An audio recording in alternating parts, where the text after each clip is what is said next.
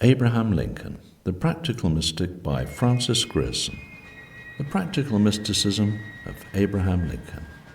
A knowledge of the influences which ruled the life of Lincoln, the greatest of practical mystics, is essential now that a new form of paganism and slavery threatens humanity.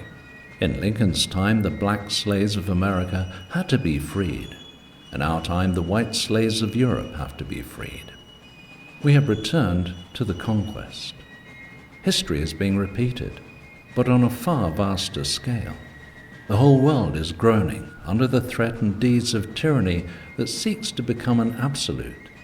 What Abraham Lincoln stood for in the middle of the 19th century, the English-speaking peoples must stand for at the beginning of the 20th. Materialism produces Prussian autocracy.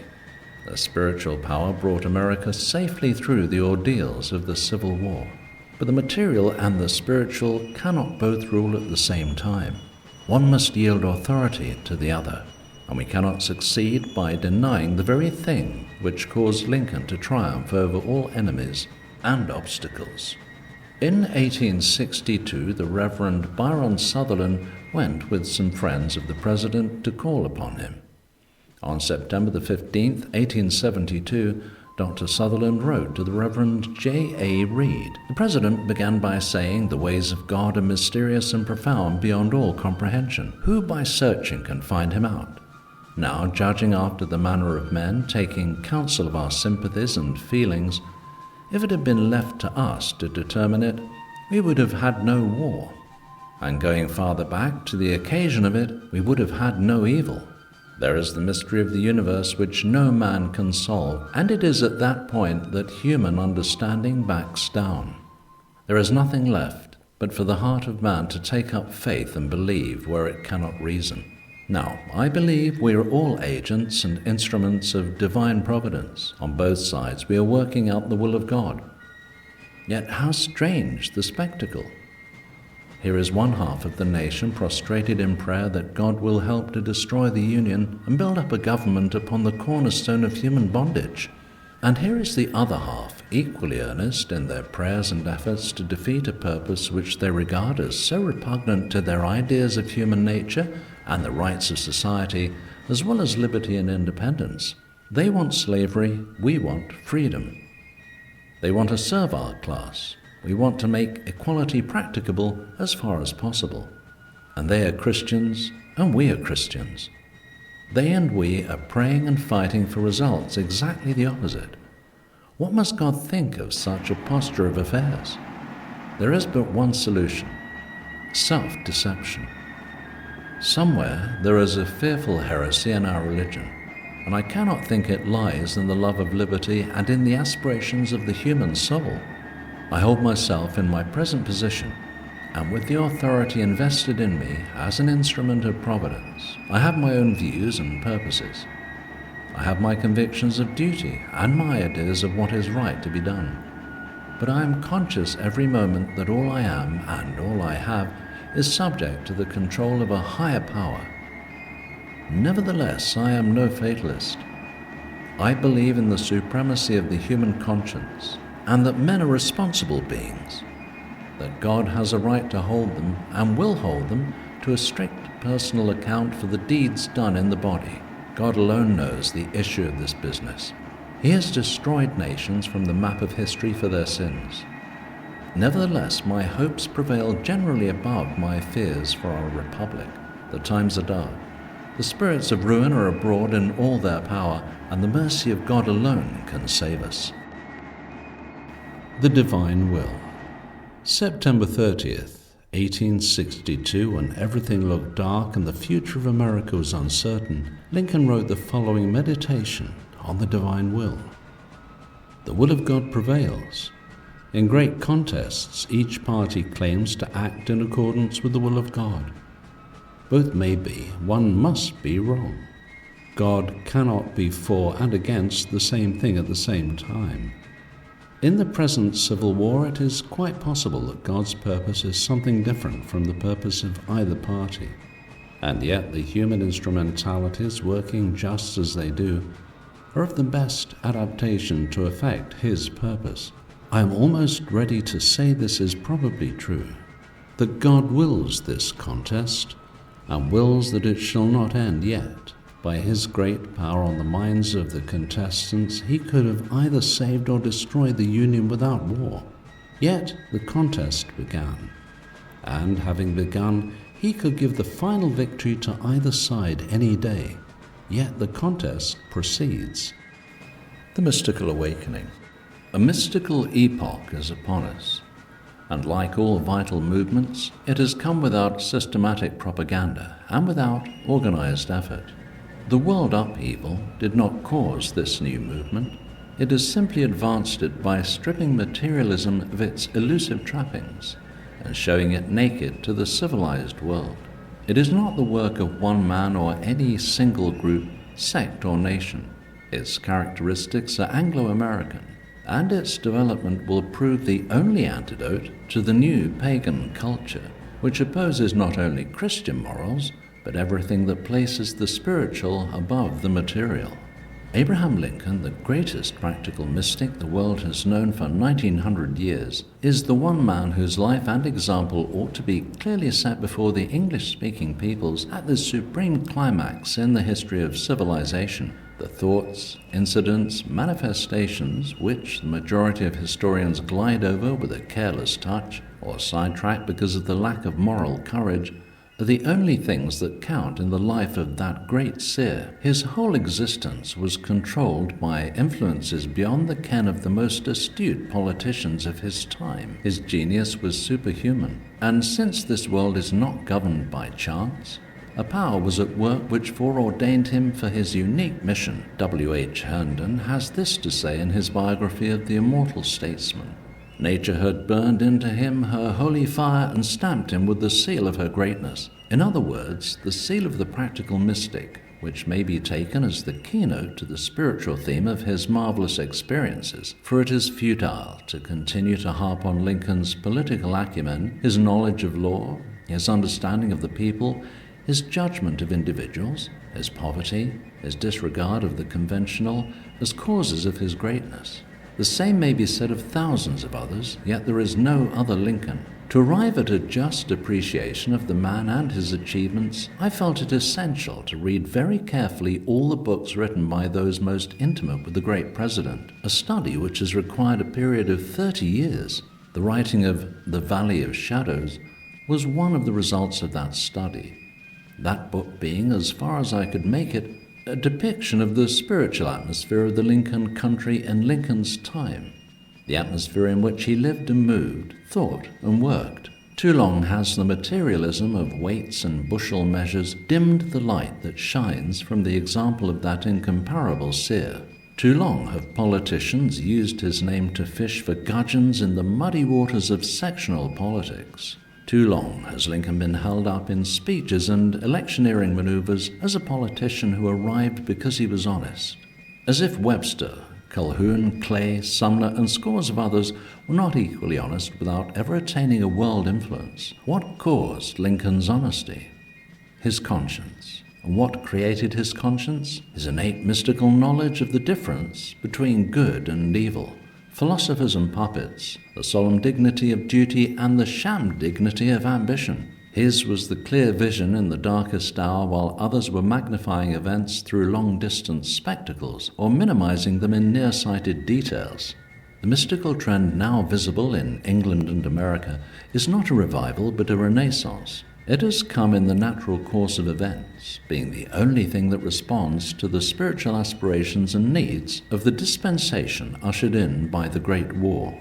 The renaissance of practical mysticism is now apparent both in and outside the churches, but its great influence is exerted on the large class which, before the war, had no religious convictions of any kind. We have arrived at a climax in history.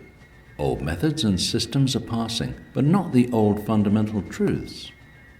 Conditions, not principles, have changed, and our attitude towards things has changed with conditions. Thousands can now see clearly where once they saw through a veil of agnosticism. It required a mighty force to lift the veil, and a vast amount of machinery and metaphysics had to combine to accomplish such a miracle. But the miracle is here, alive with a vital flame unknown since the days of the prophets and the apostles.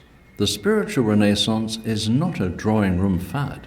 It is not founded on a passing whim. Novelties and opinions shift with the wind, and people who are influenced by them are influenced by shadows. Mere notions can never take the place of ideas.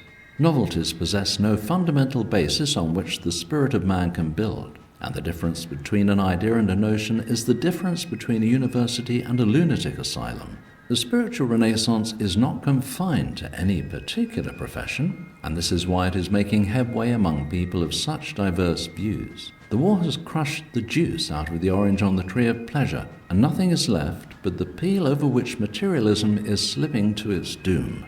This stupendous movement was not sprung upon the world in a night. It has had its slow stages of development. Everything comes and goes in cycles which are graded in kind and proceed in accordance with immutable law. This spiritual movement has had its special phases of preparation. It is not true that the voices of the prophets have been inaudible.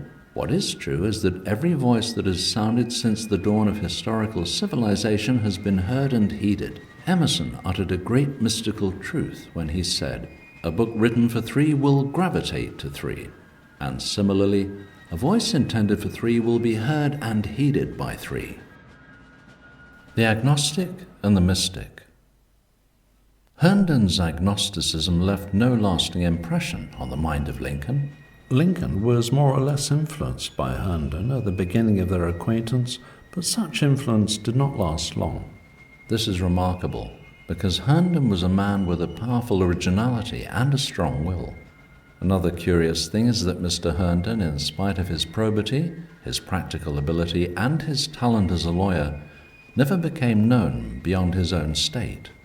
He never was put forward as a leader. Perhaps he entertained no particular ambition to lead, being too much of a philosopher, but the remark is in order that what was lacking in his temperament was just a spark of the mystical illumination which gave Lincoln his faith, his conviction, and his power.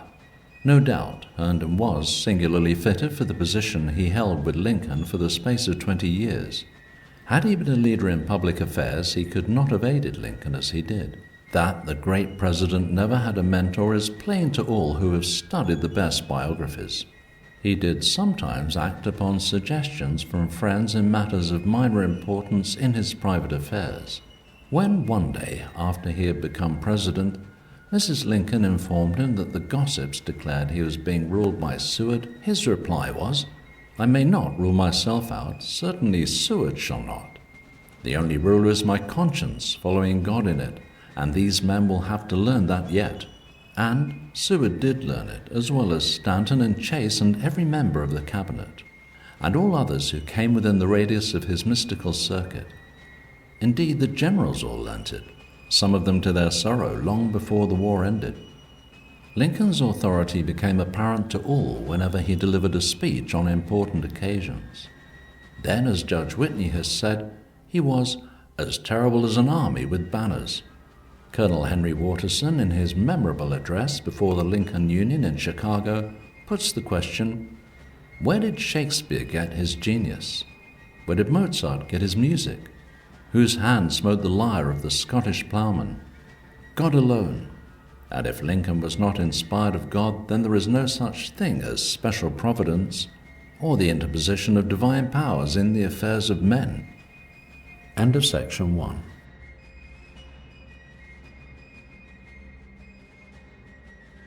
The logic of the supernatural.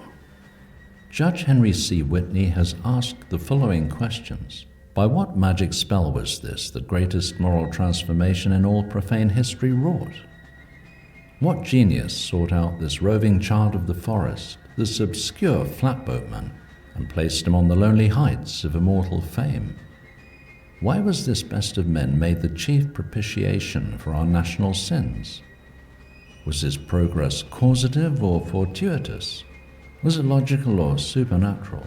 Was the unseen power, or he himself, the architect of his fortune? The blunders that were committed by raw and reckless commanders in the field were sufficient to make angels weep, but they were all mosaics in the process of fate to work out the divine plan. If we could see the whole scheme of human redemption, it would be quite clear to us that not only Abraham Lincoln, U.S. Grant, W.T. Sherman, but equally Jefferson Davis, Robert E. Lee, Stonewall Jackson, and Raphael Semmes were necessary instruments of the great disposer of events, that the bullet which terminated the glorious career of the president was not more surely sped by fate to its mark than was the bullet which ended the life of Albert Sidney Johnston at Shiloh, and which ultimately averted ruin to the Union forces on that blood-stained field, and that in the sublime procession of destiny all events, apparent accidents, calamities, crimes, and blunders were agents of the omnipotent will, now as cause, then as interlude or eddy, anon as effort, all working, apparently, and to human comprehension fortuitously, but in reality all harmoniously to their divine appointed end. The mystical mood. There was to me, says Henry B. Rankin in his Personal Recollections of Abraham Lincoln, always an unapproachable grandeur in the man when he was in this mood of inner solitude. It isolated and, I always thought, exalted him above his ordinary life. History will discern and reverently disclose the strength in Lincoln's character and the executive foresight for which this mood gave him revealings. And the Reverend Joseph Fort Newton adds to the sentiments of his friend Rankin these words: Lincoln was a man whom to know was a kind of religion. His deep musings on the ways of God, on the souls of men, on the principles of justice and the laws of liberty, bore fruit in exalted character and exact insight. Hence a style of speech remarkable for its lucidity, direction, and forthright power, with no waste of words, tinged always by a temperament at once elusive and alluring, which Bryce compares to the weighty eloquence of Cromwell without its haziness. Going into the silence. During an important criminal trial, M.C. McWilliams said, "Lincoln will pitch in heavy now, for he has hid." One who knew him declared, "He seemed never alone. I have frequently seen him in the midst of a court in session, with his mind completely withdrawn from the busy scene before his eyes, as completely abstracted as if he were in absolute solitude." Judge Whitney wrote, "In religion, Lincoln was in essence a mystic, and all his adoration was in accordance with the tenets of that order. A judgment which agrees with that of Alexander H. Stephens, Vice President of the Southern Confederacy. With Lincoln, the Union rose to the sublimity of a religious mysticism." The mystical mood cannot be likened to any other mood. People in a hurry never experience such a mental state. Personal ambition forbids it, and the feeling of vainglory renders such a condition impossible.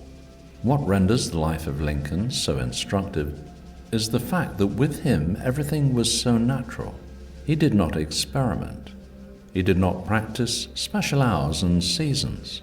He had no fixed times for this or that.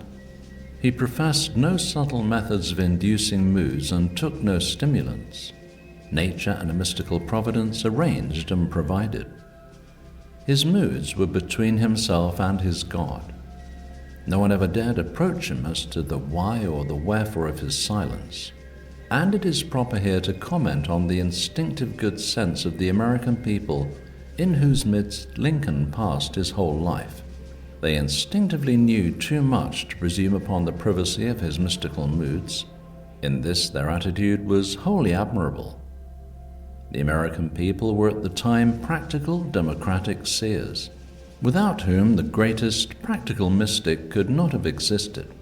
That Lincoln possessed intuition and illumination without resorting to human aid is clear and irrefutable. His words were simple and his actions were simple, like those of the Hebrew seers. He announced and he pronounced without subtle explanations or mysterious formulas, all which proves that practical mysticism can nourish as much under a democracy as under any other form of government. Men do not receive their gifts from those in power. They come into the world with them. Lincoln was opposed on all sides from the start. He had to contend with poverty, provincial ignorance, aristocratic prejudice, academical opposition. and he had against him his homely features, his awkward bearing, and the lack of influential patronage. He had no family connections that could be of assistance anywhere at any time. Never had there been a man of great intellect so absolutely alone in the intellectual world, so removed from social and political favors of time and circumstance. Invisible powers. We are compelled to look at all sides of Lincoln's political career in order to arrive at a just appreciation of his stupendous achievements. And when that is done, we have to dismiss the notion that he succeeded because of his brilliant intellectual gifts. Others possessed great intellects without attaining altitudes of commanding power and enduring fame. Why did the influence of Caesar, Darius, Alexander, Bonaparte, and Bismarck cease as soon as they passed away? Because the influence they exerted was based on material dominion. With the collapse of the material, everything collapses. The material can never go beyond or take precedence of the spiritual. Marcus Aurelius is read today because he placed spiritual things above all worldly possessions and privileges. The universe was created by a supreme mind, and the direction of affairs is in the hands of this all-seeing power, manifesting in all forms, sometimes personal, sometimes collective.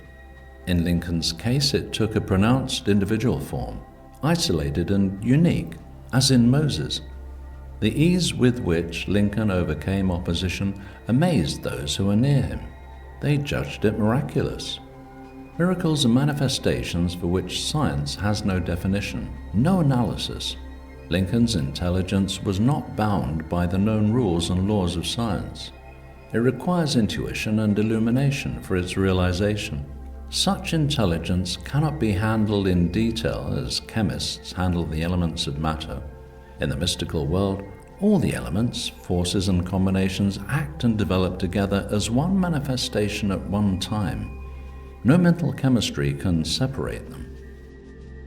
The fusion of spirit and matter. The existence of a great man, says Victor Cousin, the French philosopher, is not the creation of arbitrary choice. He is not a thing that may or may not exist. He is not merely an individual. Too much or too little of individuality are equally destructive to the character of a great man. On the one hand, individuality of itself is an element of what is pitiful and little, because particularity, the contingent and the finite, tends unceasingly to division, to dissolution, and to nothingness. On the other hand, every general tends to absolute unity. It possesses greatness, but it is exposed to the risk of losing itself in abstractions. The great man is the harmonious combination of what is particular with what is general. This combination constitutes the standard value of his greatness, and it involves a twofold condition. First, of representing the general spirit of his nation, because it is in his relation to that general spirit that his greatness consists. And secondly, of representing the general spirit which confers upon his greatness in his own person in a real form, that is, in a finite, positive, visible, and determinate form, so that what is general may not suppress what is particular, and which is particular may not dissipate and dissolve what is general, that the infinite and the finite may be blended together in that proportion which truly constitutes human greatness, all of which applies to Lincoln. Conceive a great machine, wrote Guizot, the historian, the design of which is centered in a single mind, though its various parts are entrusted to various workmen, separated from and strangers to each other. No one of them understands the work as a whole, nor the general result which he concerts in producing, but every one executes with intelligence and freedom, by rational and voluntary acts, the particular task assigned to him. It is thus by the hand of man the designs of providence are wrought out in the government of the world. It is thus that the two great facts which are apparent in the history of civilization come to coexist. On the one hand, those portions of it which may be considered as fated, or which happen without the control of human knowledge or will. On the other hand, the part played in it by the freedom and intelligence of man and what he contributes to it by means of his own knowledge and will. His miraculous progress. One of the most searching biographers of Lincoln maintains that between the ages of 14 and 28, he displayed no sign of embryonic or assured greatness. If this be true, it means that none of Lincoln's early friends were intuitive enough to discover his greatness. Even the best writers who have dealt with this fascinating subject have failed to see all the facts, all the influences, all the correlated powers in connection with what looks to many like a life of miracle. Intelligence and power are not attained by any mental hocus-pocus or metaphysics. Diamonds in the rough are still diamonds, or no one would think of having them polished. The same laws work in nature as in human nature. The great man is born, but he is not born with all his faculties developed, and he, like others, must pass through stages of progressive development. There is not one law for genius and another for mere talent. A distinguished writer says, Lincoln achieved greatness, but can the genesis of the mystery be analyzed? Certainly not by the ordinary process of ordinary philosophers and scientists. What all writers up to the present have failed to see is that Lincoln's powers were a combination of the normal practical and the practical supernatural. His supernaturalism was positive, mathematical, and absolute. The only things which Lincoln had to learn as he went were the modes of application. He had to learn system and method, as was natural, but the principle came into the world with him. Everything that is concrete appears simple. The various qualities and elements that produce what we call mental illumination are hidden from the crowd, and even from those who most profess to understand. Jesse Dubois wrote to Judge Whitney that, after having been intimately associated with Lincoln for 25 years, I now find that I never knew him. The great man had unconsciously deceived his friends because of his outward simplicity, and this outward freedom was backed by his simplicity of speech and direct logic. It was all too simple. They were fooled by the outward material because the inward mystical took that form. His friends liked the man and worked to elect him principally for that reason. And this is why they were astonished later on, when the practical mystic rose clear above all systems of politics and all the accepted philosophies and accomplished the miraculous. The impossible happened. The president had to go more than halfway through the Civil War before the real Lincoln became manifest to observing critics. End of section 2.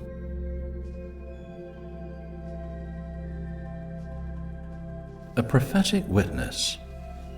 In his book, Life on the Circuit with Lincoln, Judge Whitney comments, as early as 1856, independent of all contemporary opinion, I conceived the idea that Mr. Lincoln was a prodigy of intellectual and moral force.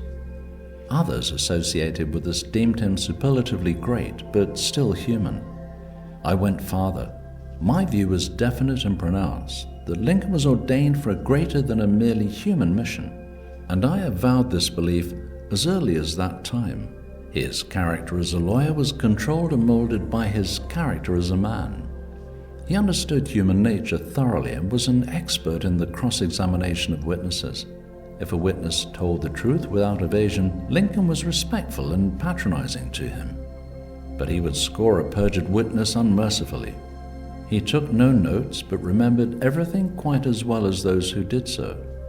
I remember once we all, court and lawyers, except Lincoln, insisted that a witness had sworn so-and-so, but it turned out that Lincoln was correct and that he recollected better than the united bench and bar. But with all his candor, there was a method and shrewdness which Leonard Swett well understood, and which he had thus forcibly expressed. As the trial progressed, where most lawyers object, he would say he reckoned it would be fair to admit this, sin, or that, and sometimes, when his adversary could not quite prove what Lincoln knew to be the truth, he would say he reckoned it would be fair to admit the truth to be so-and-so. When he did object to the court, when he heard his objections answered, he would often say, "Well, I reckon I must be wrong." He was wise as a serpent in the trial of a case, but I have got too many scars from his blows to certify that he was harmless as a dove. When the whole thing is unraveled, the adversary begins to see that what he was so blindly giving away was simply what he couldn't get and keep. By giving away 6 points and carrying the 7th, he carried his case, and the whole case hanging on the 7th, he traded everything which would give him the least aid in carrying that. Anyone who took Lincoln for a simple-minded man would very soon wake up on his back in a ditch. Lincoln's simplicity. There are two kinds of simplicity. One is without reason or discrimination, that believes all that is seen and heard if presented under the guise of honesty. The other is the kind that penetrates beneath manner, dress, verbiage, and meets all subterfuge, artifice, and sophistry with statements and facts at once logical and irrefutable. Lincoln was the most simple man in dress, in speech, in manners, in looks, that ever stood before the world in so great a role. But his intellect was anything but simple. He was never deceived by cunning devices and cunning maneuvers. Bacon has an essay showing the difference between cunning and wisdom, and it may be said that Lincoln's knowledge took the form of wisdom as distinguished from cunning. His management of a law case was that of a seer. The points he made were not made for personal gratification, but for love of truth and justice. Not only he did not want to risk being deceived, he took every precaution to ensure against deception. Here is where his welding of reason and logic produced in his marvelous intellect a kind of clairvoyance which his friends at the bar felt but could not analyze. The combination was unheard of. The lawyers and the judges could only reason from their own experience. They could only cite examples in their own lives. And this man Lincoln was unlike all that had been and all that was. Lincoln's simplicity seemed to the casual observer of a character so trusting and so naive that it deceived all the members of his cabinet during the first 2 years of the war. They were used to smart men, clever men, academical men. They called for the routine of respectability and official dignity. To their minds, the president seemed pliable and willing, and they set about instructing him in the ABC of high politics and the first principles of statesmanship. The president was in no way frustrated. He understood them in advance, having weighed them in the balance of his own judgment. He had found them honest but inexperienced, sincere but saucy. He knew they were living in an atmosphere of low visibility. At the proper moment, he would turn on the searchlights and give them their bearings. Some of them expected to act as the president's pilot, while others expected to be captain of the ship of state with the president as pilot. It took them more than 2 years to find out that this pioneer of the West was captain, pilot, and master of charts on a political sea the like of which they little dreamed existed. In one sense, he wore out their obstinacy by his patience. In another, he awaited opportunities to attest their errors and show his judgment. But matters proceeded with such calm that they could not understand with what power he acted, with what prescience he divined. What mystified them was the combination of the practical with the spiritual, the clear vision with the maxims of ordinary business affairs, the penetration of the future while working in seeming darkness. Lincoln's clairvoyant wit. Lincoln was not deceived by an outward show of religion. A Southern woman begged the president to have her husband released from a Northern prison. For, she said, although he is a rebel, he is a very religious man. Lincoln replied, "I am glad to hear that, because any man who wants to disrupt this union needs all the religion in sight to save him." He treated with indifference people who commandeered. A haughty woman came to Lincoln and demanded a colonel's commission for her son. "I demand it," she said, "not as a favor but as a right. Sir, my grandfather fought at Lexington, my father fought at New Orleans, and my husband was killed at Monterey." "I guess, madam," was Lincoln's reply, "your family has done enough for the country. It is time to give someone else a chance." When Hugh McCulloch, Secretary of the Treasury in Lincoln's second term, presented a delegation of New York bankers at the White House, McCulloch said, "These gentlemen of New York have come on to see the Secretary of the Treasury about our new loan. As bankers, they are obliged to hold our national securities. I can vouch for their patriotism and loyalty, for, as the good book says, where the treasure is, there will the heart be also." To which Lincoln replied, "There is another text, Mr. McCulloch, I remember, that might equally apply. Where the carcass is, there will the eagles be gathered together." Lincoln condemned as tedious a certain Greek history. When a diplomat present said, "The author of that history, Mr. President, is one of the profoundest scholars of the age. No one has plunged more deeply into the sacred fount of learning." "Yes," replied Lincoln, "or come up drier." When in Chicago in 1860, the mayor, John Wentworth, asked Lincoln why he did not get some astute politician to run him, Lincoln replied that events and not a man's own exertions made presidents. To Henry C. Whitney, Lincoln remarked, "Judd and Ray and those fellows think I don't see anything, but I see all around them. I see better what they want to do with me than they do themselves." They were deceived not by Lincoln, who never cared what individuals thought, but by nature, which often sets a trap for people who live in a world of their own illusions. Nature, the medium through which the divine mind manifests, is, so to speak, a mask through which egoists cannot penetrate and by which the cunning are led to destruction. Lincoln let them talk and even act, knowing that they themselves were the tools for their own undoing. While the ward politicians and others who thought themselves far superior laid their plans, schemed and intrigued, the man of clear vision awaited unperturbed the events which he knew would put them all in their proper places. Little did they dream that they were mere incidents among the millions of incidents that go to the making of one epoch-making event. The practical mystic is little concerned with incidents. The multitude do not know in what direction they're going, moved and influenced as they are by the incidental, the accidental, the shifting illusions in which they live. But the man who knows why they are influenced also knows why he is influenced. Lincoln was patient with the men who considered him a sort of political accident. He understood their point of view. He did not entertain feelings of revenge. Hundreds of men like John Wentworth are only mentioned today because of some passing incident which connected them with the man whom they regarded as a failure in politics. A prophetic vision of Hades. That William Blake was a mystic of the practical kind, there can be no question. In art and in poetry, he had that illumination which Lincoln had in statesmanship. The New York Times says that a century has failed to heap the dust of oblivion over England's greatest mystic, William Blake, is exemplified by the reproduction in a recent issue of Country Life of one of Blake's engravings for Dante's Inferno, in which 4 fiends with cruel faces are torturing a soul in hell. The face of the chief devil, who is not actually engaged in the torture but is an eager and interested spectator, might easily be taken for a portrait of the German emperor. As suggested by W.F. Boudillon, the familiar upturned mustachios must have puzzled Blake in his vision. He represented them as tusks growing from the corners of the mouth. It is to be noted that this fiend alone among the 4 has the tusks. It is recorded of Blake as a lad that his father would have apprenticed him to Rylance, the court engraver, a man much liked and in great prosperity at the time, but Blake objected, saying, "Father, I do not like his face. He looks as if he would live to be hanged." 12 years later, Rylance committed forgery and the prophecy came true.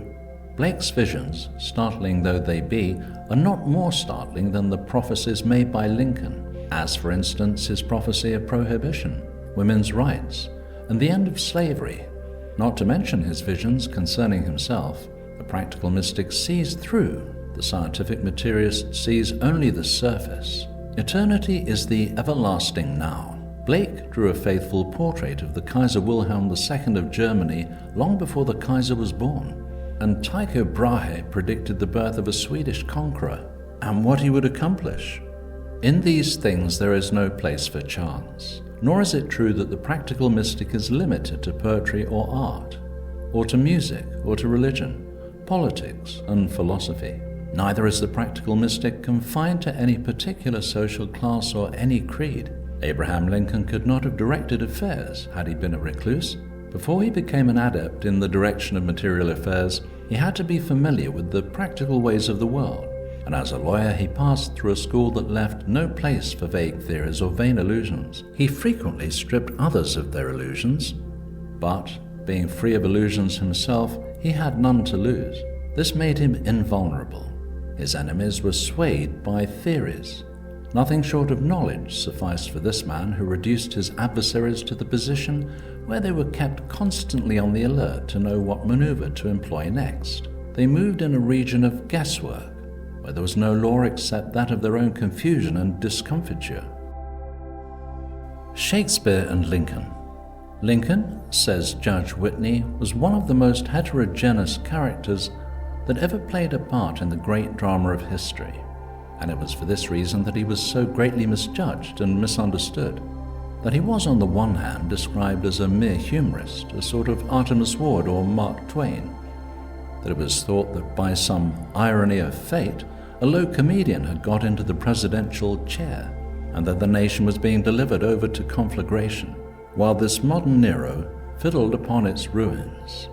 One of his peculiarities was his inequality of conduct, his dignity interspersed with freaks of frivolity and inanity, his high aspiration and achievement, and his descent into the most primitive vales of listlessness.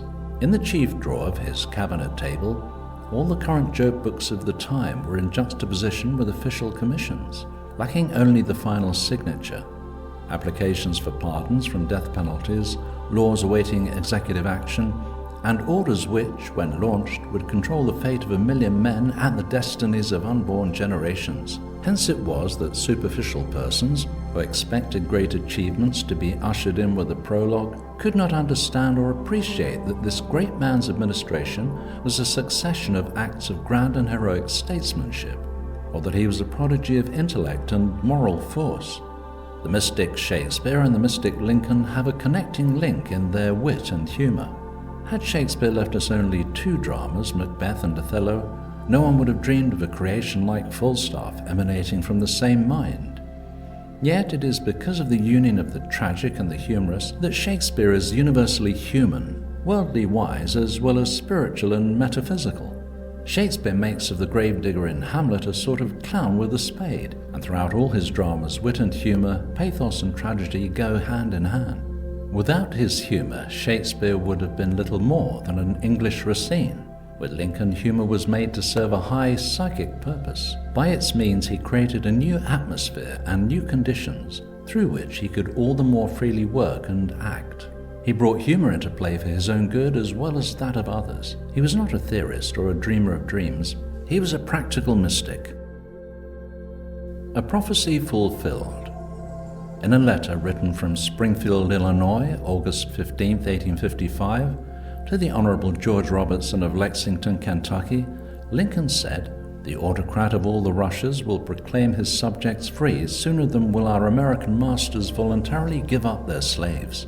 On the day before Lincoln's first inauguration as President of the United States, the autocrat of all the Russias, Alexander II, by imperial decree emancipated his serfs, while 6 weeks after the inauguration, the American masters, headed by Jefferson Davis, began the Great War of Secession to perpetuate and spread the institution of slavery. This is only one of Lincoln's prophecies which proved true. In stating them, he did not pass into an abnormal state.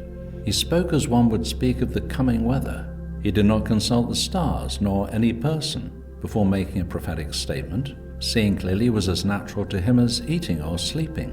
He was not a psychic machine uttering thoughts which seemed strange and enigmatical to himself, because his intellectual and spiritual powers were part of himself. Men of genius are not instruments in the vulgar meaning of the word. They do not act in ignorance of what they are doing and saying. Lincoln, more than any other, could give deliberate reasons for what he did and said, and it is exceedingly difficult to name another in history who was under such logical and commanding control of all the moral and intellectual faculties. When he seemed to the superficial observer to be dreaming, he was reasoning, calculating, comparing, analyzing, weighing, turning things upside down and inside out, until he satisfied the dictates of his conscience and his sense of moral responsibility. He placed no reliance on halfway measures and palliatives, no faith in the workings of chance. He therefore was not and could never have been a passive instrument in the hands of some unknown power. When it was said of a certain musician that he composed his operas under the direct influence of Mozart, the answer was, then who influenced Mozart? Great originality belongs to the mystical unity of the supreme intelligence. Had Lincoln imitated Henry Clay, whom he so much admired as a statesman and thinker, what would have become of Lincoln and the country he governed? He who originates is authoritative, and as Carlyle said, all authority is mystical in its origin. In no single thing of importance did Lincoln copy anyone's methods or systems. His trend of thought was at variance with the prevailing trend, even of those who were supposed to know the most. End of section 3.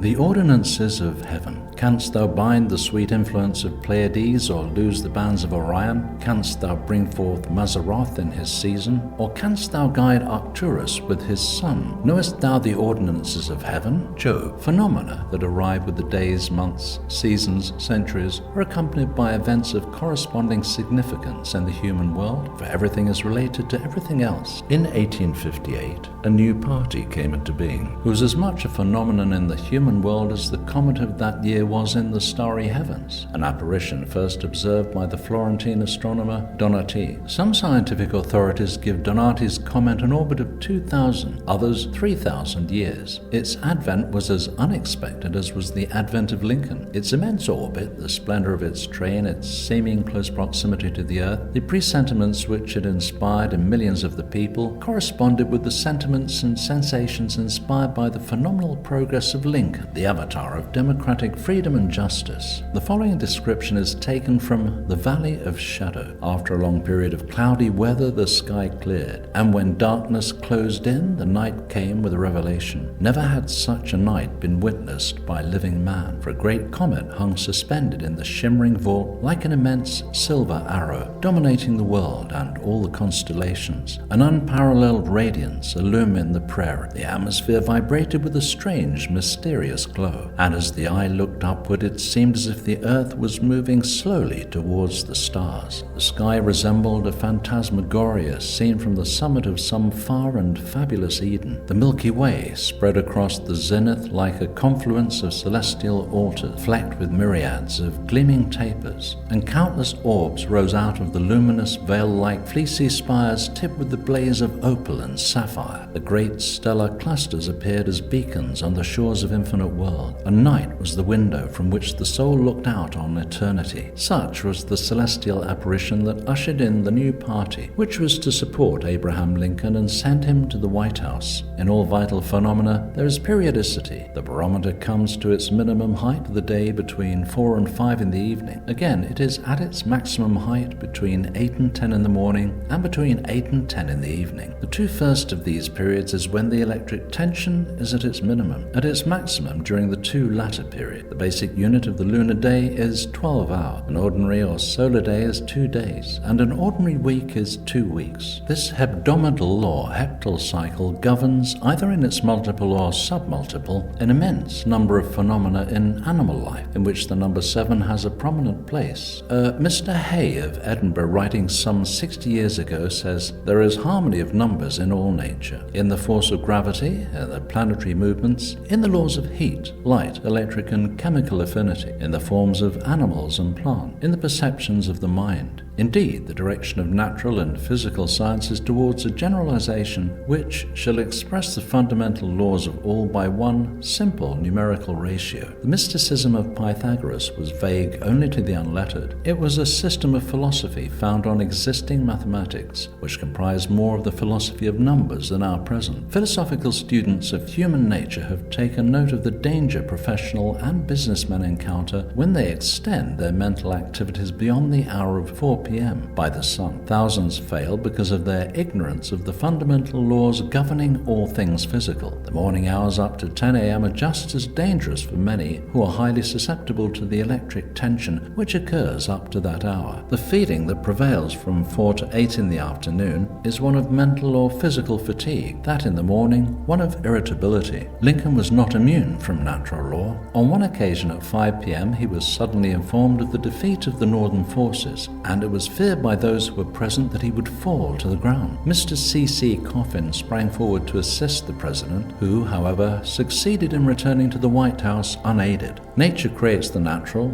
man the unnatural. Solomon declared, "To everything there is a season and a time to every purpose."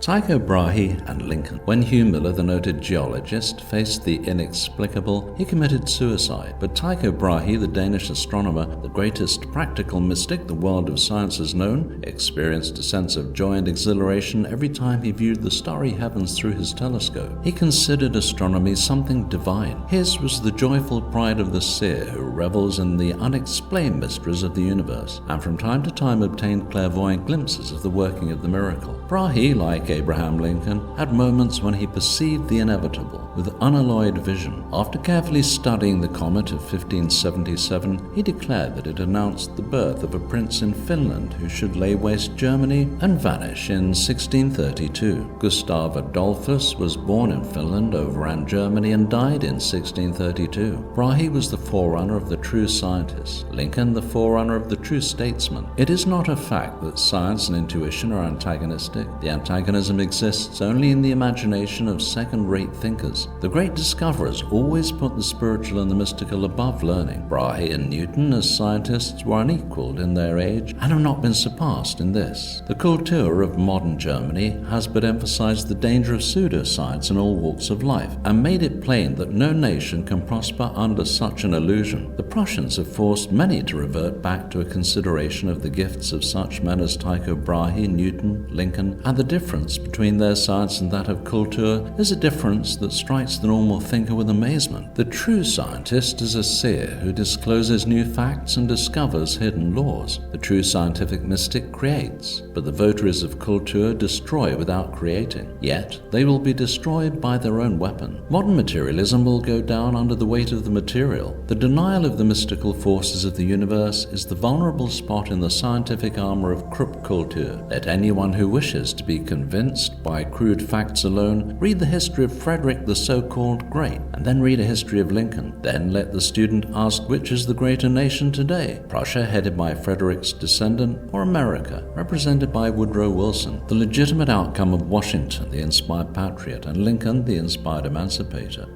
Herndon's analysis and testimony. W. H. Herndon, for more than 20 years the law partner of Mr. Lincoln, delivered an address in Springfield, Illinois, upon the life and character of the lamented president, which, for subtle analysis, has few equals in biographical literature. The following are excerpts. Mr. Lincoln's perceptions were slow, cold, and exact. Everything came to him in its precise shape and color.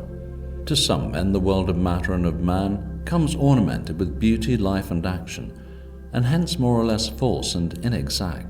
No lurking illusion or other error, false in itself and clad for the moment in robes of splendor, ever passed undetected or unchallenged over the threshold of his mind, that point that divides vision from the realm and home of thought. Names to him were nothing and titles naught, assumption always standing back abashed at his cold, intellectual glare.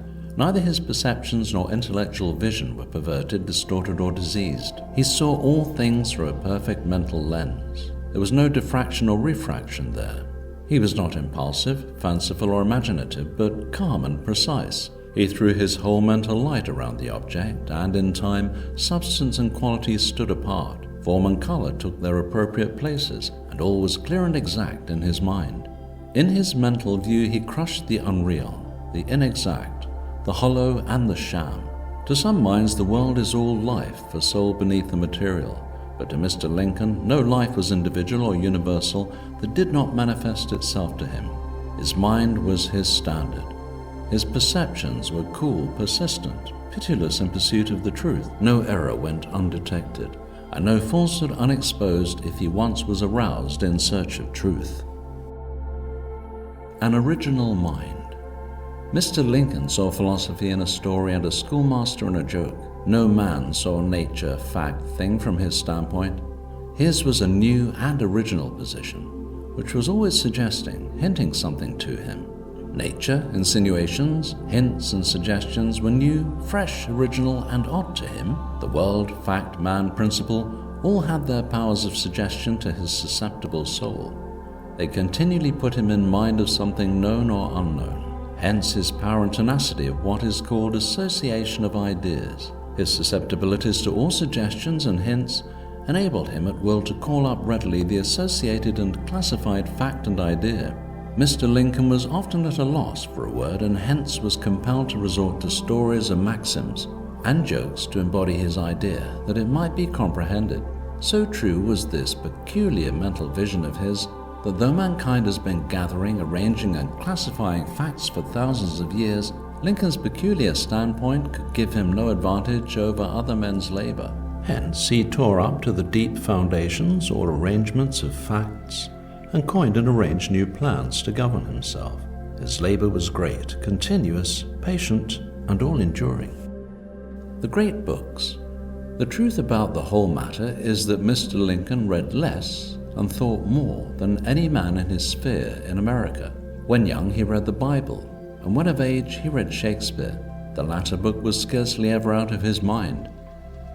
Mr. Lincoln is acknowledged to have been a great man, but the question is, what made him great? I repeat, that he read less and thought more than any man of his standing in America, if not in the world. He possessed originality and power of thought in an eminent degree. He was cautious, cool, patient, and enduring. These are some of the grounds of his wonderful success.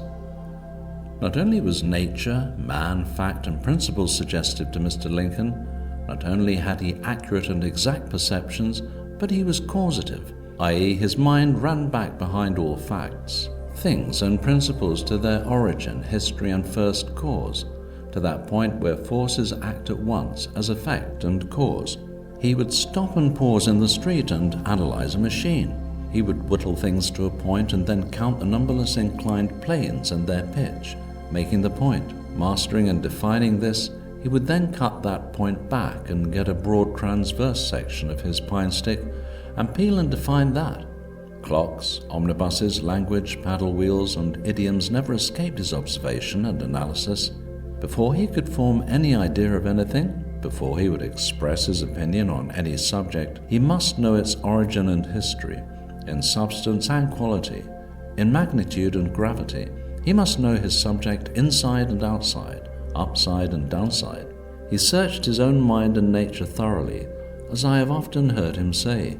He must analyze a sensation, an idea, and words, and run them back to their origin, history, purpose, and destiny.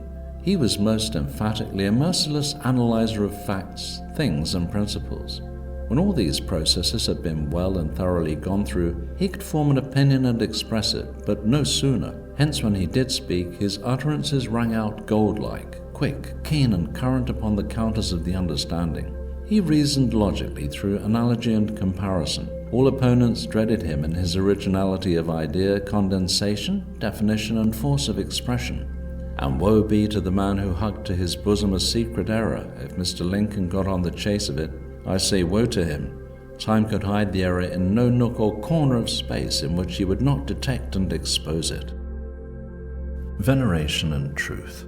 The predominating elements of Mr. Lincoln's peculiar character were, firstly, his great capacity and powers of reason, secondly, his excellent understanding, thirdly, an exalted idea of the sense of right and equity, and fourthly, his intense veneration of what was true and good. His reason ruled all other faculties of his mind. His pursuit of the truth was indefatigable, terrible. He reasoned from his well-chosen principles with such clearness, force, and compactness that the tallest intellects in the land bowed to him in this respect. He came down from his throne of logic with irresistible and crushing force. His printed speeches proves this. But his speeches before the supreme courts of the state and nation would demonstrate it. Mr. Lincoln was an odd and original man. He lived by himself and out of himself. He was a very sensitive man, unobtrusive and gentlemanly, and often hid himself in the common mass of men in order to prevent the discovery of his individuality. He had no insulting egotism and no pompous pride, no haughtiness. He was not an upstart and had no insolence. He was a meek, quiet, unobtrusive gentleman. Not only were Mr. Lincoln's perceptions good, not only was nature suggestive to him, not only was he original and strong, not only had he great reason and understanding, not only did he love the true and good, not only was he tender and kind, but in due proportion he had a glorious combination of them all. He had no avarice in his nature or other like vice. He did not care who succeeded to the presidency of this or that Christian association or railroad convention, who made the most money, who was going to Philadelphia, when and for what, and what were the costs of such a trip. He could not understand why men struggle for such things as these. The great puzzle. One day at Washington he made this remark to me: if ever this free people, if this government itself is ever utterly demoralized, it will come from this human wriggle and struggle for office, a way to live without work. It puzzled him at Washington to know and to get at the root of this dread desire, this contagious disease of national robbery and the nation's death struggle. This man, this long, bony, wiry, sad man, floated into our country in 1831 in a frail canoe down the North Fork of the Sangamon River, friendless, penniless, powerless, and alone, begging for work in our city, ragged, struggling for the common necessities of life. This man, this peculiar man, left us in 1861. The President of the United States, backed by friends, power, fame, and all human force. Lincoln's energy and will. Energy is usually a blind force in the conduct of human affairs and the greatest with which we have to deal. History is made up of the deeds of individuals with a surplus of energy, which overflows and damages governments as floods damage lands. Will, energy, and ambition are in most cases synonymous terms. Without energy, the will breaks down, and without ambition, energy and will would prove innocuous.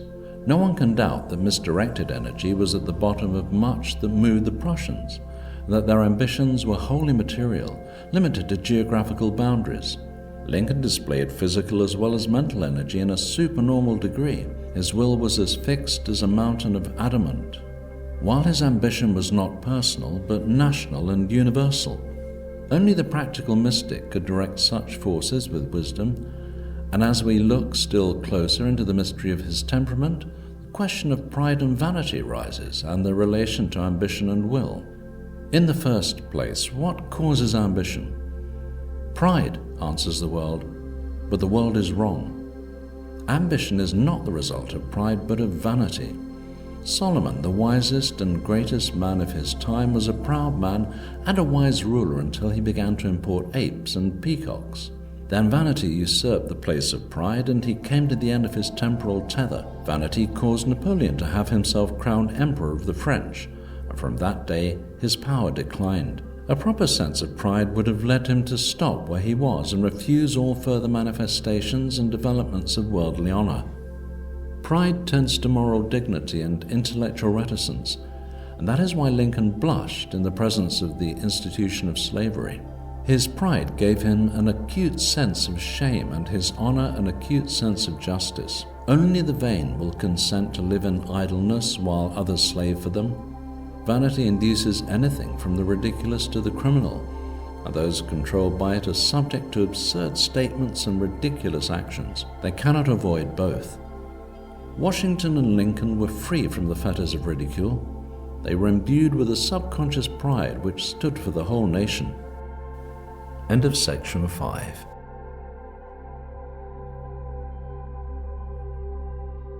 Nature and prophecy. Herndon says, I cannot refrain from noting the views Lincoln held in reference to the great questions of moral and social reforms, under which he classed suffrage for women, temperance and slavery. All such questions, he observed one day as we were discussing temperance in the office, must find lodgment with the most enlightened souls who stamp them with their approval. In God's own time, they will be organized into law and woven into the fabric of all our institutions. As the divine principle permeates all nature, so Lincoln, being a pure product of nature, possessed the secret consciousness of natural power, illumined by mystical intuition and guided by the higher forces of the spirit. He realized the superiority of mind over matter, of intelligence over ignorance, of wisdom over learning, of illumination over mere knowledge. He was another Marcus Aurelius, without the influence of paganism, free from the trammels of mythology. He inquired into the mystery of his own being and delved into the darkest corners of personality and character. Some of his deepest thoughts on the mysteries of life and death were never voiced by this man who never spoke unless he deemed it imperative to speak. Lincoln indeed never gossiped about people and books. He was not a gossip. His jokes were for a purpose, his talk was for a purpose, and his meditations were fundamental. The seal of nature. Herndon was right when he said that Lincoln's features were stamped with the seal of nature. This is the only seal that is beyond imitation. All else can be mimicked. We have seen how ghastly one or two persons appeared when they attempted to look like Lincoln. The imitation took on the appearance of pale, dull putty. The notion that Lincoln's personality could be imitated with success was quite in keeping with that other notion that the great president was, in spite of everything, just one of the common people. But Lincoln, as he appears in popular histories, and Lincoln as he was known to his associates and those who came into personal contact with him, are two different persons. Perhaps no one has summed up the matter with such concision and force as Don Piatt, who knew him well. With all his awkwardness of manner and utter disregard of social conventionalities that seemed to invite familiarity, there was something about Abraham Lincoln that enforced respect. No man presumed on the apparent invitation to be other than respectful. I was told at Springfield that this accompanied him through life. Among his rough associates, when young, he was leader, looked up to and obeyed, because they felt of his muscle and its readiness in use. Among his associates at the bar, it was attributed to his wit, which kept his duller associates at a distance. But the fact was that this power came from a sense of reserve force of intellectual ability that no one took account of save in its results. Through one of those manifestations of nature that produce a Shakespeare at long intervals, a giant had been born to the poor whites of Kentucky, and the sense of superiority possessed Lincoln at all times. Seward, Chase, and Stanton, great as they were, felt their inferiority to the master. Law and authority. We are beginning to feel the reality of that power that lies above appearance and formula, that power manifested in Job and Isaiah, which we accept as inspiration in religion, intuition, in philosophy, and illumination in art, producing saints in one age and mystical scientists in another. We float through the ether on a revolving miracle called the earth, returning again and again to attain the same figure on the dial of time. The things done by human automatons count for nothing in the course of destiny. We think we are wise when we invent a new name for an old truth, and vanity aims to confine the infinite within the limits of a stopper bottle or a glass showcase, or attain inspiration by means of a Ouija board. Can anyone conceive what would have happened to this country had Lincoln made use of such a contrivance to direct the course of his actions? The scourge of dead agnostics seems like an ironical stroke of nature to discount their disbelief. Not only does this clumsy instrument make wits like Mark Twain talk like poor Paul, but it makes philosophers reason like first-grade pupils at our common schools. Immortality is destined to have the last word, even though it be pronounced in the most fantastic manner. Lincoln believed in law, order, and authority. He believed in the mission of the churches. He was a regular worshipper in Dr. Gurley's Presbyterian congregation at the Capitol.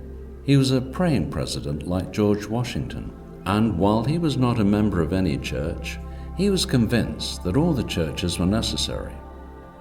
He was not a free thinker, as that term is commonly used. Loose reasoning and vague, uncertain doctrines he could not abide. He demanded proofs and would not accept a man's word merely from sentimental motives. No one ever induced him to sidetrack from the main line of argument and reason.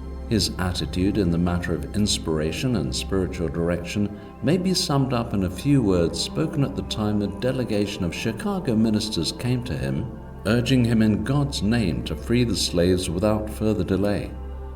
His reply was that when the Almighty wanted to free the slaves, he would deal directly with Lincoln himself, instead of indirectly through Chicago. A vacillating president would have been influenced by such a request at such a time, but the president had faith in his own illuminations and awaited orders from a supreme source. Had he been influenced by advice given by all sorts of people who called at the White House on all sorts of missions, possessing no authority themselves, what turmoil and chaos would have resulted to the army and the nation? Practical mystic that he was, he did not seek nor wish for advice from people in matters which concerned his own judgment alone.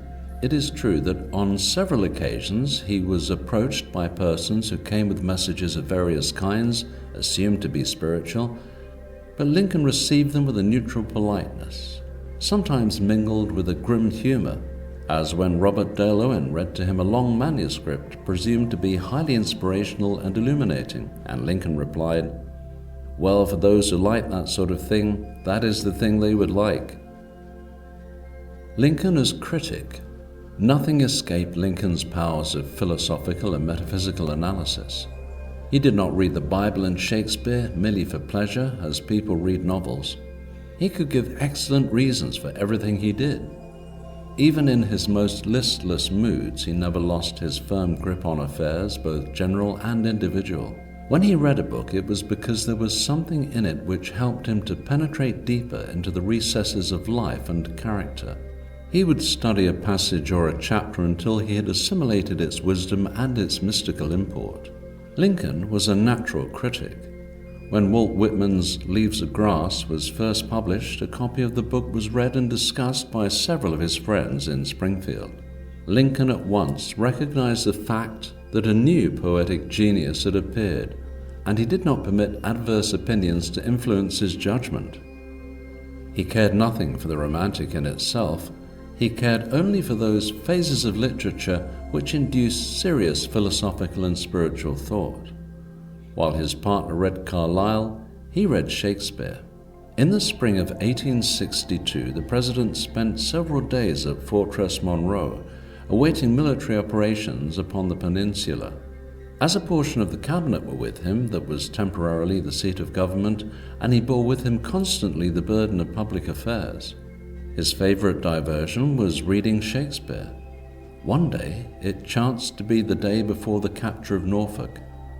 As he sat reading alone, he called to his side Colonel Legrand B. Cannon. "You have been writing long enough, Colonel," he said. "Come in here, I want to read you a passage in Hamlet." He read the discussion on ambition between Hamlet and his courtiers, and the soliloquy in which conscience debates of a future state. His style. "No criticism of Mr. Lincoln," says the Spectator, "can be in any sense adequate which does not deal with his astonishing power over words. It is not too much to say of him that he is among the greatest masters of prose ever produced by the English race. Self-educated, or rather not educated at all in the ordinary sense, he contrived to obtain an insight and power in the handling and mechanism of letters such as has been given to but few men in his or indeed in any age. That the gift of oratory should be a natural gift is understandable enough, for the methods of the orator, like those of the poet, are primarily sensuous and may well be instinctive. Mr. Lincoln did not get his ability to handle prose through his gift of speech. It is in his conduct of the pedestrian portions of composition that Mr. Lincoln's genius for prose style is exhibited. Lincoln avoided the superfluous in writing as in speaking, and style came after the matter of his thought, not as a conscious effort while he was uttering his thoughts. He was not consciously a literary artist. When, in his famous inaugural address, he made pray rhyme with away, it sounded like a false note struck in the movement of a great symphony. That blemish remains like a flaw in a diamond which cannot be removed. But the miracle remains that this master of men and moods accomplished in his speeches and letters what no one else accomplished in his time. Lincoln's serenity. Lincoln, says the same writer in The Spectator, saw things as a disillusioned man sees them, and yet, in the bad sense, he never suffered any disillusionment. For suffusing and combining his other qualities was a serenity of mind which affected the whole man. He viewed the world too much as a whole to be greatly troubled or perplexed over its accidents. To this serenity of mind was due an almost total absence of indignation in the ordinary sense. This is true because, as Walt Whitman says, the foundation of his character more than any man's in history were mystic and spiritual. Lincoln was, before all things, a gentleman, says The Spectator, and the good taste inseparable from that character made it impossible for him to be spoiled by power and position.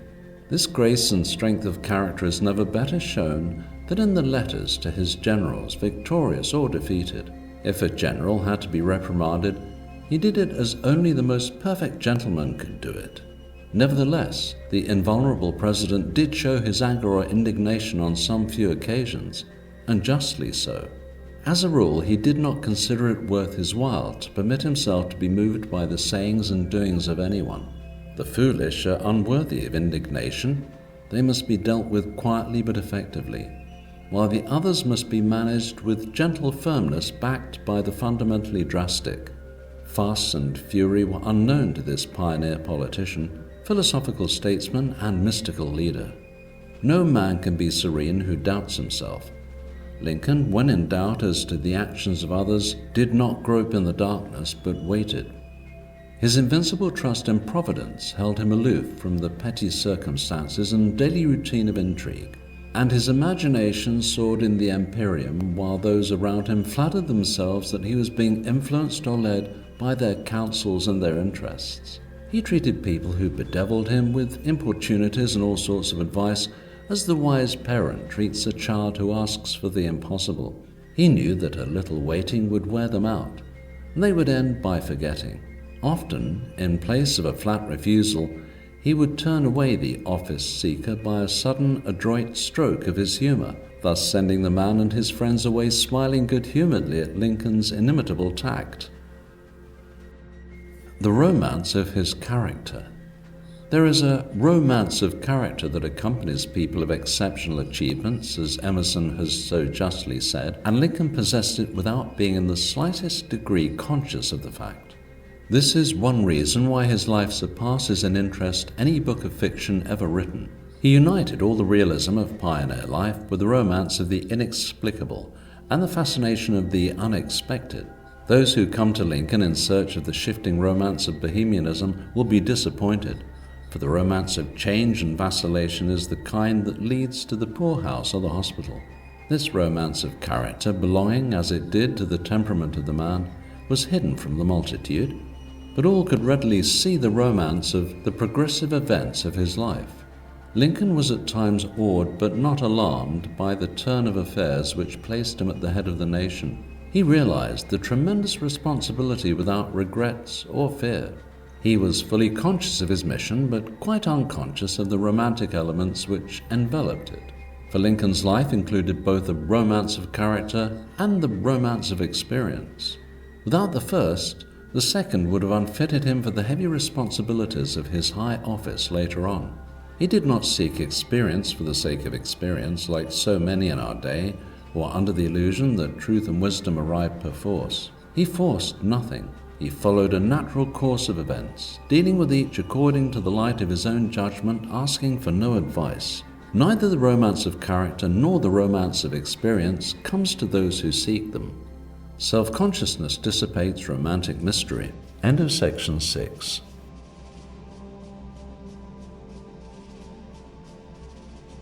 President by the grace of God. Lincoln lived long enough to become convinced that everything exists for a purpose. He saw that the rebellion had to be, and that in the seeming confusion of sentiments and interests, the divine ruled over all persons and parties. Events had to follow as ordained by the spiritual power that lies behind appearance. Lincoln worked in the light. Tsar Nicholas of Russia lived in the dark. He could not tell why he occupied the Russian throne. Lincoln knew why he occupied the White House. The Kaiser was not able to see why will, energy, and money should not rule the world. Never were the lessons taught by Lincoln's career so much needed as now, when a ruthless autocracy is seeking to get rid of all moral responsibility, while on the other hand thousands are awakening to the necessity of a new order, of fostering the mystical renaissance. Science and the mystical. Quintilian said, "No man can become a perfect orator without a knowledge of geometry." It is not without reason that the greatest men have bestowed extreme attention on this science. Locke, the philosopher, gives the reason. Geometry develops the habit of pursuing long trains of ideas which will remain with the student, who will be enabled to pierce through the mazes of sophism and discover the latent truth, when persons who have not this habit will never find it. Lincoln was passionately fond of geometry. His oratory was based on logic, but his logic came from the mystical absolute, a geometric science of the soul which he alone could appropriate through his perception of fundamental principles of universal law. He could perceive that an idea is a personal conception of a mathematical truth, as distinguished from mere beliefs, notions, and sentiments. Others turned politics into the art of influencing crowds through their sentimental opinions. Lincoln engaged in trying to make them think logically. While others gave vague reasons for their political views, he gave reasons based on law, which he explained with simple force and lucid phraseology. He never attempted to tell all he knew. The practical mystic never does. He knew how he acquired his knowledge, but his reticence was as pronounced as his gift of expression. It was this quality of reticence that kept him from taking counsel from all sorts of statesmen and explaining the inexplicable. There was not a man among them that could have understood. In this, Lincoln was a mystic fully fledged, initiated, as by centuries of experience. His innate wisdom taught him exactly how much the people could understand, how much politicians could digest, and how much statesmen could divine. Not only did he hold the allegiance of the Whigs, but he gained the allegiance of the abolitionists. This indeed was intellect the old and the new. How old, yet new, are nature's moods and manifestations. How mysteriously the souvenirs of the past are revived and quickened in new forms, faces and phenomena. The seasons come and go with varying moods and seem new, but they are older than the formulas of civilization. Strangers bring with them new influences, but we discover in them something familiar from the vague and shadowy past. Every single thing is related to every other thing, and illuminated minds are the periods that separate the cycles, but not the laws of human progress. The form is new, the principle remains unchangeable. Solomon was unique in his glory, but Athens had Pericles, Rome a Caesar, Europe a Bonaparte, and the New World a Lincoln. Real genius is elemental. It influences humanity as much as heat and cold, rain and sunshine. People who offer the greatest opposition to it are those who fall before its onward march. Indeed, it seems to be, from all historical accounts, a sort of car of juggernaut to those who willfully oppose it. And this is not surprising, since it is the greatest power of which man has any personal knowledge, supported by all the forces of the material and the spiritual. Destiny versus will. Great men float into power on mystical waves moved by the force of destiny. The greater the mind, the greater the fixture of force behind it. Between George Washington and Abraham Lincoln, presidents came and went as figureheads of parties or props to some ephemeral political scaffold. The majority were stopgaps. They, like the majority of politicians and many others, put their trust in will and desire. They could not understand that a man is not great because of his will, but because of his innate knowledge. Washington realized his destiny and understood. Lincoln realized what he was and what he would become long before his nomination for the presidency, but he was wholly unconscious of any will to power. The born statesman is aware of his invincible, hidden knowledge, and he places will in the second rank. He knows it counts for nothing in the fundamental issues. Lincoln discerned at an early age the difference between desire and destiny. He saw the dangerous illusions under which the will-to-power politicians and others labored, and how vain were their hopes. Will and ambition are characteristics of men who mistake the material for the permanent. Bonaparte and Bismarck exercised their will for the possession of the material, and both failed. The Hohenzollerns and their henchmen have failed in the same exercise. This exercise is indulged in by people who believe that to become intensely individualistic means the development of powerful personality. They talk of their rights as if their desires gave them the privilege of robbing their neighbors, and what some are doing publicly, others are doing privately. The motives for this desire for material domination vary with the individual. With one, it is to get even with a group. With another, it is to get even with a party. With others, it is to appear in public, to be frequently named and sometimes applauded. Compromise and subterfuge are ingredients inseparable from the illusion of the will. While Lincoln often assisted his friends, he refused to hedge or trim in order to please. Destiny behind him was invulnerable, his own sense of justice inexorable. While others were working for the good of their city, state, or section, he was thinking of the good of the whole country, with all humanity behind it. Destiny created the man and the crisis at the same time. As always happens, the one could not exist without the other. Destiny is the collective conscience acting through elective genius. For this reason, Lincoln was not only the man of his time, but the man whose example will exert the greatest influence on future eras. James Jacques, practical mystic. In the hubbub and confusion created by the upheaval which began in 1914, it is of vital importance for thinking people of the English-speaking countries to know what went on in the inner circles at Washington during that year of trial, 1864, when the destiny of the Union seemed to be hanging in the balance. It is time to know the truth about Lincoln's supernaturalism. Your favorite historian avoids the subject. He will not touch on a matter so dangerous to his neutral agnosticism. He avoids the details of the supernatural events of that wonderful time. He will discuss anything but that. He knows that once thinking people become acquainted with the facts, they will begin to form their own conclusions. In Lincoln's day, agnosticism had not taken root in the intellectual soil of this country. The negative writings of Darwin and Spencer were unknown among politicians and statesmen, and the churches still believed that spirit ruled matter and that providence was directing the affairs of the nation. In Lincoln's time, agnostic ministers were unknown. All believed in a positive religion. The Union was saved from disruption because Lincoln and his aides were firm believers in a higher power and a higher destiny. Doubt, cynicism, and skepticism would have handed the country over to universal chaos. The downfall of the Union would have meant the end of the British Empire, and today Kaiserism would be in supreme command of the remnant of Anglo-Saxon civilization. It is the fashion to read romantic novels, but the story of Jacques' peace mission is more fascinating than any novel, because it is fact instead of fiction, and because its basic element is the supernatural. James Jacques was himself a practical mystic of no uncertain power, but whose great gifts were overshadowed by the personality of Lincoln, his revered chief. Before the Civil War, Jacques was a mathematician, a Greek and Latin scholar, a college president, and one of the most forcible Methodist preachers of the age. His field of work was the country around Springfield, where Lincoln often heard him preach.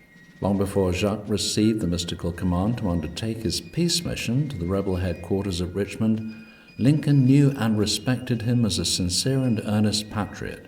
Jacques was colonel of an Illinois regiment during the war and had already taken a valiant part in some of the most terrible battles. Colonel Jacques was inspired to act as he did without at first consulting anyone. He conceived the idea of going to Richmond, interviewing the Confederate leaders, and so gaining some definite information that would eventually lead to peace through victory for the Union. His mission was a secret known only to a limited circle, including the President, General Rosecrans, General Garfield, who later became president, and James R. Gilmore, the friend of Lincoln. Mr. Gilmore, in his personal recollections of Lincoln, devotes many pages to this peace mission, with all the details from its inception by Colonel Jacques to its final wonderful results. General Garfield, writing to Mr. Gilmore from his military headquarters on June 17, 1863, said, "Colonel Jacques has gone on his peace mission. The President approved it, though of course he did not make it an official matter. There are some very curious facts relating to his mission, which I hope to tell you someday. It will be sufficient for me to say that enough of the mysterious is in it to give me an almost superstitious feeling of faith, and certainly a great interest in his work. He is most solemnly in earnest and has great confidence in his mission." Colonel Jacques succeeded in gaining a respectful hearing before the highest authorities at Richmond without being shot as a spy, more than one of his friends having predicted such a fate for him. He returned to the North determined to wait patiently for another opportunity to try again. In 1864, after conferring with Mr. Gilmore and the President, it was decided that a second mission should be set on foot, this time in company with his friend Gilmore, whom a special providence had chosen to record all the incidents and events of that unprecedented undertaking. On this occasion, Colonel Jacques learned all that he had hoped to learn, and more, from the lips of Jefferson Davis, President of the Southern Confederacy. And when Jacques and Gilmore returned, Lincoln requested Mr. Gilmore to prepare a detailed account of the astounding revelation for the Atlantic Monthly. This vital recital of the facts was published, and it created a sensation from one end of the country to the other. It turned the tide in favor of Lincoln's election for a second term and saved the Union. This, in brief, was the work of Jacques the Mystic, whose name today is only known to the more serious students of Lincoln's life and work. Had the President been less a practical mystic than he was, he would have forbidden Colonel Jacques to undertake a journey full of risks and peril, and one that ordinary businessmen would have called an insane adventure. Images and Dreams. Noah Brooks, in his Life of Lincoln, gives the following account of a vision which the President described to him. It was just after my nomination in 1860 when the news was coming thick and fast all day, and there had been a great hurrah, boys, so that I was well tired out and went home to rest and threw myself on a lounge in my chamber. Opposite where I lay was a bureau with a swinging glass, and looking in the glass I saw myself reflected, nearly at full length, but my face, I noticed, had two separate and distinct images, the tip of the nose of one being about 3 inches from the tip of the other. I was a little bothered, perhaps startled, and got up and looked in the glass, but the illusion vanished. On lying down again, I saw a second time, plainer, if possible, than before. Then I noticed that one of the faces was a little paler, say 5 shades, than the other. I got up, and the thing melted away. I left, and in the excitement of the hour forgot all about it, nearly but not quite, for the thing would once in a while come up and give me a little pang, as though something uncomfortable had happened. Later in the day I told my wife about it, and a few days later I tried the experiment again, when, sure enough, the thing came again. My wife thought that it was a sign that I was to be elected to a second term of office, and that the paleness of one of the faces was an omen that I should not live through the last term. Not long after his second inauguration, he said to a friend in Washington, "I have seen this evening what I saw on the evening of my nomination. As I stood before a mirror, I saw 2 images of myself, a bright one in front and one that was pallid standing behind. It completely unnerved me. The bright one I know is my past, the pale one my coming life. I do not think I shall live to see the end of my second term." In his biography, Morgan relates a dream which Lincoln had. He thought he was in a vast assembly, and the people drew back to let him pass. Just then, Lincoln heard someone say, "He is a common-looking fellow." Lincoln in his dream turned to the man and said, "Friend, the Lord prefers common-looking people. That is the reason he makes so many of them." Shortly before Lincoln's assassination, some friends were talking about certain dreams recorded in the Bible when the President said, "About 2 days ago I retired very late. I could not have been long in bed when I fell into a slumber, for I was weary. I soon began to dream. There seemed to be a death-like stillness about me. Then I heard subdued sobs as if a number of people were weeping. I thought I left my bed and wandered downstairs. There the silence was broken by the same pitiful sobbing, but the mourners were invisible. I went from room to room. No living person was in sight, but the same mournful sounds of distress met me as I passed along. It was light in all the rooms, every object was familiar to me, but where were all the people who were grieving as if their hearts would break? I was puzzled and alarmed. What could be the meaning of all this? Determined to find the cause of a state of things so mysterious and so shocking, I kept on until I arrived at the East Room, which I entered. Before me was a catafalque on which was a form, wrapped in funeral vestments. Around it were stationed soldiers who were acting as guards. There was a throng of people, some gazing mournfully upon the catafalque, others weeping pitifully. "Who is dead in the White House?" I demanded of one of the soldiers. "The President," was the answer. "He He was killed by an assassin. Then came a loud burst of grief from the crowd, which woke me from my dream. The New Era. The principles enunciated by Abraham Lincoln are abiding examples not only for the English-speaking peoples, but for the whole world. Out of what seems universal confusion tending towards chaos, there arises a new era.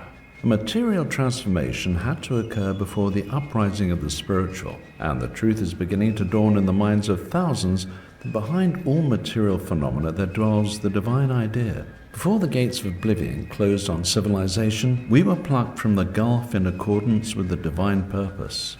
Amidst the strife of contending factions, the thunder of upheaval reverberates from continent to continent, heralding the close of a dispensation that has known the trials and triumphs of nearly 2,000 years, from which is emerging the mystical dawn of a new day. End of section 7. End of Abraham Lincoln, the Practical Mystic by Francis Grierson.